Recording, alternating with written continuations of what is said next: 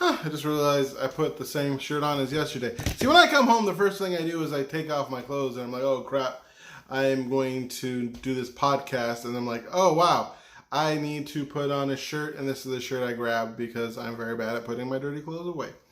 So there you know me, a messy, messy man. So today is day 14 of this challenge. I missed 2 days, which is good. Today's eating, according to my phone, it was at a negative of calorie deficit, unfortunately, or fortunately, depending on which viewpoint. I went to Toastmasters today, and they had chips and cheese, and I went to town on some chips and cheese, so it was probably 300, 400, 500 calories of chips and cheese, because it's so good. Which still should keep me under 3,000 calories, which should be fine for this huge body. I think one of the benefits of being over 400 pounds when I have to create a caloric deficit, I don't really have to not eat. I can eat a decent amount of food. And it's just what I eat, which is important, and probably shouldn't be crackers and cheese, but it was so good. But I didn't eat any cookies. There was a whole plate of chocolate chip cookies.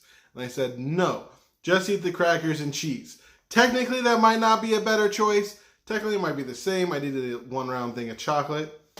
Might not be the best choice, but it's a better choice, don't you think?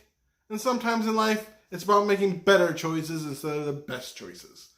I'm slowly getting on this. I think on the 15th, if things go the way I think they are, I'm going to order something after Thanksgiving. I am going to start on that program to see how it works and if it works for me. And if I can get a boost to my healthy living standards. I did not use my cane at all today or my brace. My knee held up great. I am very pleased with how I feel right now. There is a little bit of pain there, but it still feels better. And yeah, things are going good. I thought of talking about something that's important to me, and so I will today. I'm going to talk about my wonderful girlfriend, Carrie Bigger. I love her very much. She is a wonderful woman, and I'm very lucky to have her. I've never really talked about this philosophy before, but there's one philosophy that I have when it comes to how I want to treat my girlfriend. I want to build her up. I want to build her up and make her feel as good as possible, help her with her boundaries, help her grow as a person. And not just because I love her, it's because I also love myself. And so the more I build her up, the more I have to grow to stay with her. And hopefully she seems to think the same about me.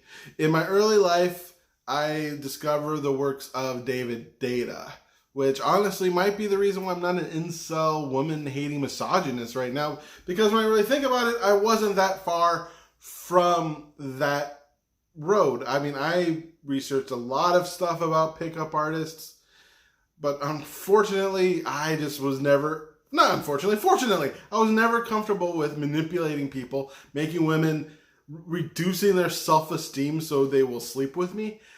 That seems terrible. And I never thought of doing that. I mean, yes, I don't mind being playful with somebody and teasing them. I like that idea of kind of like reminding them of the way their dad teases them, because that's what love is. So I like that part, but not the nagging part where you make them literally feel bad. That never sat well with me. But maybe if I kept on down that road of especially I also got into conspiracy theories at that point, which is just one step close to Nazism. I didn't realize that, but you get stuff with QAnon, it's terrible. Anyway, one thing I did discover was the works of David Deida. And one thing he talked about is these 3 stages of relationships, where the first stage is macho man and good housewife. So the man, all right, bring all the bacon, and then she cooks it in a pan. You know, macho man. And the man is shut off, the woman's emotional, but she's in charge. And the guy just comes home and works. And that's like the first stage. The second stage is having the 60s became a flip. Women can do it for themselves. They put on the suits. Guy becomes hipster doofuses, put their hair long, smoke the weed, take the LSD, and like, oh man, I don't have to do anything. So you kind of flip it around a little bit. And that's what he called the second stage. So they're both codependent relationships. The first one is codependent. First stage, codependent relationship, man, woman, and they're codependent. The next one is independent. Both of them don't need each other. The third stage is interdependent, which means we grow by growing each other. We don't need to be with you, but we are better people because of that. And when I think of my relationship with my girlfriend, the thing I want to build is a relationship where we are better together than we are apart, where we build each other up and support each other.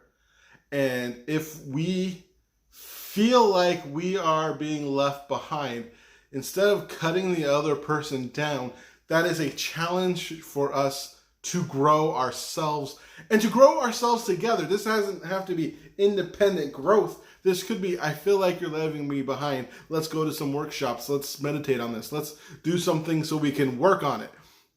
And this is how we can grow together. And so far, I think our relationship is, well, close enough to that. I mean, there's no perfect relationship, and nothing should follow an ideology perfectly. That's when you get in trouble. When you write down a set of rules, you're like, these are the set of rules we have to live by. Ideologies equal death. And I am not going to live by an ideology, but I like the idea of interdependence where we grow together. And I find that very important. So I constantly encourage behavior that I believe is good boundaries.